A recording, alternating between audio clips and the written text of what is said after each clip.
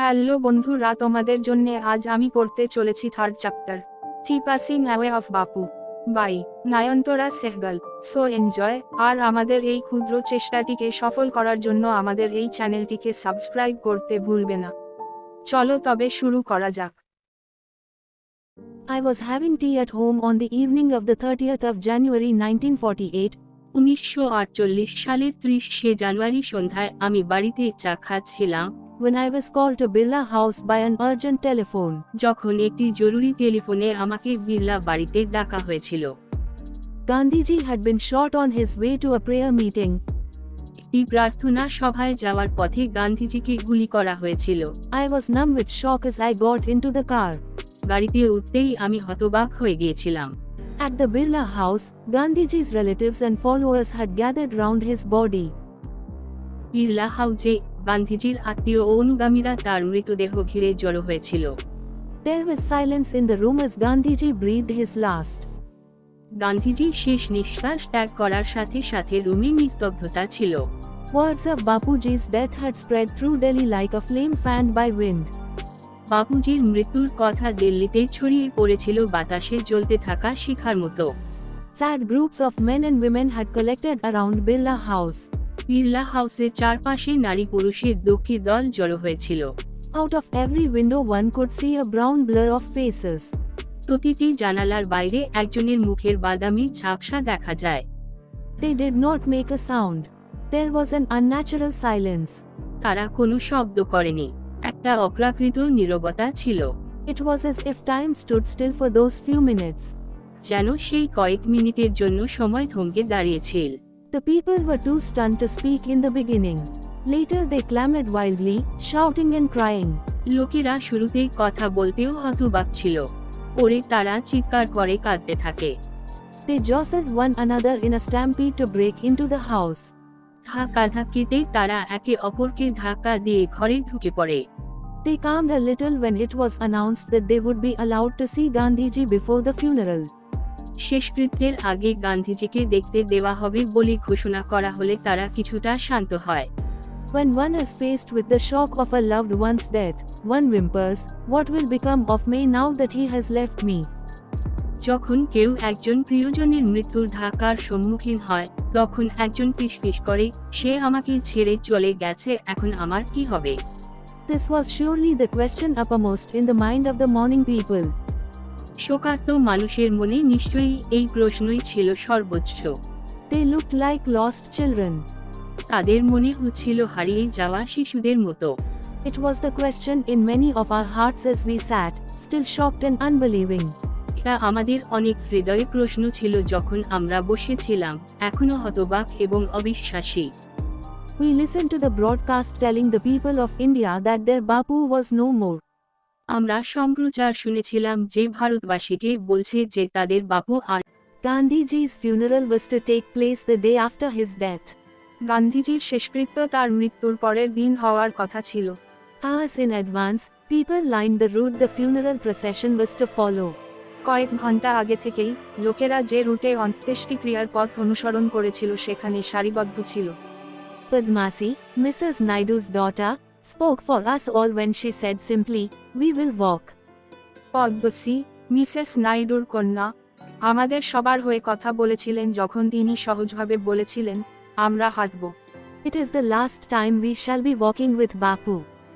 এটাই শেষবারের মতো বাপুর সঙ্গে হাঁটব। It was an agonizing walk.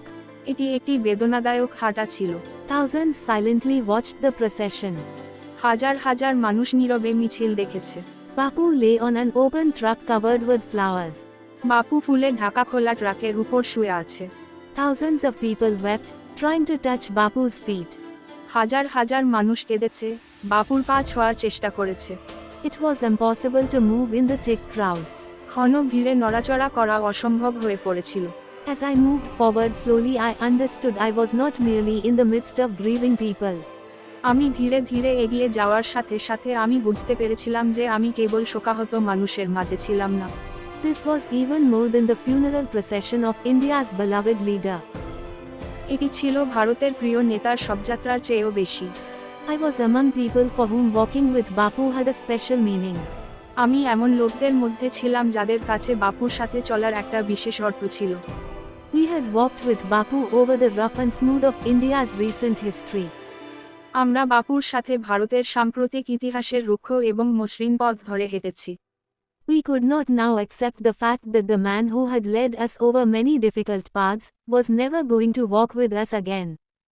যে মানুষটি আমাদের বহু কঠিন পথ পাড়ি দিয়েছিল, সে আর কখনো আমাদের সঙ্গে হাঁটবে না, এই সত্যটা আমরা এখন মেনে নিতে পারছি না। Bapu's slight figure had walked, staff in hand, over a large part of India. বাপুর সামান্য ফিগার হেঁটেছিল, হাতে কর্মী, ভারতের একটা বড় অংশ জুড়ে। To walk is to make slow progress. হাঁটা মানে ধীরগতিতে অগ্রগতি করা। It is to think with clarity and closely look at all that is around you. এটা হলো স্বচ্ছতার সাথে চিন্তা করা এবং আপনার চারপাশের সমস্ত কিছুকে ঘনিষ্ঠভাবে দেখা। From small insects to the horizon in the distance. ছোট পোকামাকড় থেকে দূরের দিগন্ত পর্যন্ত। Moreover, to walk was often the only way open to the average Indian.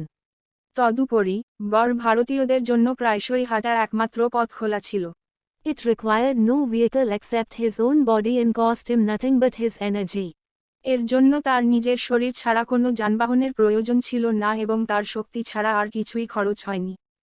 Gandhiji took this necessity, as he took much that was commonplace and transformed it into a joyful effort.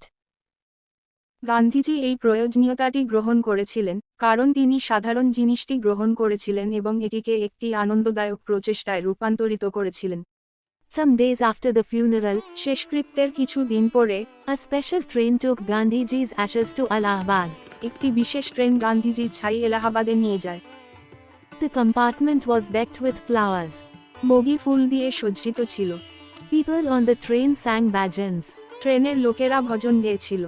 People did not weep anymore for they could feel Gandhiji's presence amid the flowers and the songs. লোকেরা আর কাঁদেনি কারণ তারা ফুল এবং গানের মাঝে গান্ধীজির উপস্থিতি অনুভব করতে পারে। At every station sorrowful crowds filled the platform. প্রতিটি স্টেশনে দুঃখজনক ভিড় প্ল্যাটফর্মটি পূরণ করে। Amid song and prayer the train reached Allahabad. গান ও প্রার্থনার মাঝে ট্রেনটি এলাহাবাদে পৌঁছেছিল। The ashes were immersed in the Ganges where a huge crowd had gathered at the bank. ছাইগুলি গঙ্গায় নিমজ্জিত হয়েছিল যেখানে একটি বিশাল জনতা ব্যাংকে জড়ো হয়েছিল। Afterwards we all went back to Delhi. এরপরে আমরা সবাই দিল্লিতে ফিরে গেলাম। Back in Delhi, I felt at sea.